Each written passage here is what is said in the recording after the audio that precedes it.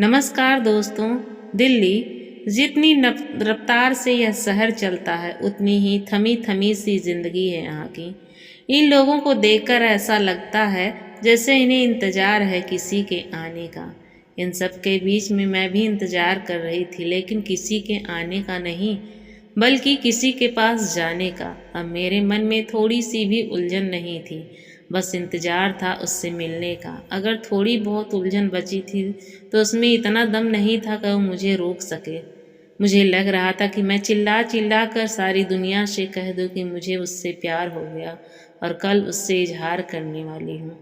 पर बताऊं तो कैसे? काश मेरी कोई छोटी बहन होती या फिर कोई दोस्त जिससे मैं अपने मन की बात कह पाती। मेरा मन किया कि मम्मी को बता दूं, लेकिन मेरी उलझन तब और बढ़ गई जब मुझे ख्याल आया कि अगर उन्हें पता चला तो वह मुझे घर से बाहर भी निकलने नहीं देंगे। उन्होंने गांव जरूर छोड़ा था, लेकिन वहाँ के विचार नहीं। वैसे भी पापा मम्मी इन चीज़ों में कहाँ विश्वास रखते थे और मेरी कहाँ सुनने वाले थे। हम गाँव से आकर शहर में ज़रूर रहते और पापा एक उच्च पद पर सर्विसमैन भी हैं, लेकिन उनके ख्यालात अभी भी गांव वाले हैं। मैं यही सोचकर डर जाती हूँ, लेकिन करूँ तो क्या करूँ? अपनी लव स्टोरी किसके साथ शेयर करूँ?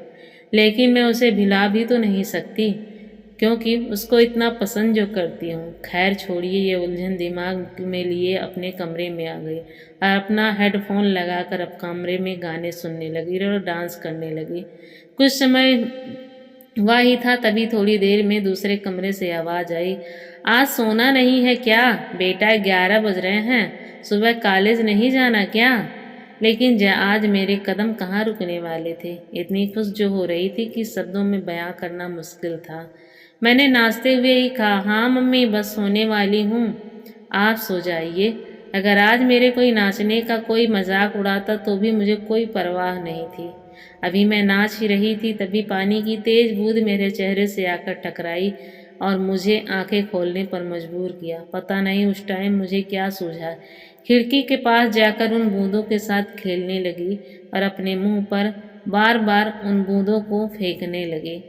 इतने में पता नहीं मेरे मन में क्या आया, खिड़की बंद की और अपनी डायरी निकाली जहाँ पर अपने बारे में लिखती थी।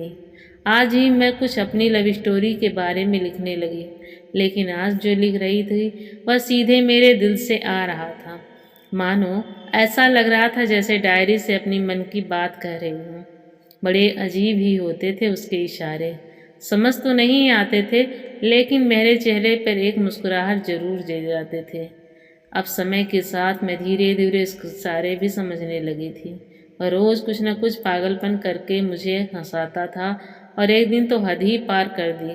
वह मुझे देखकर जोर जोर से गाना गाने लगा। मेरी नज़र घड़ी पर गई, रात के 12 बज रहे थे। आज वह दिन आ गया जिसका मुझे बेसब्री से इंतजार था। वह पूरी रात नहीं सोई, उससे मिलने की इतनी जल्दी जो थी। आज मैं प्लेटफॉर्म पर सुबह पहले पहुंच गई और वहां पास में पड़ी बेंच पर इंतजार करने लगी उसके आने का। लेकिन काफ़ी समय इंतजार करने के बाद भी वह नहीं आया।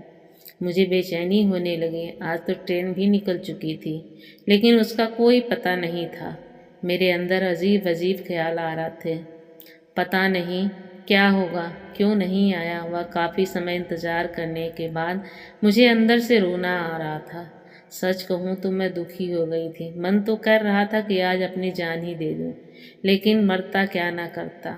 उससे मिलना जो था, अब मेरी आंखों में आंसू थे और वहाँ बेंच पर बैठकर इंतज़ार कर रही थी उसके आने का। बस इतनी थी यह कहानी।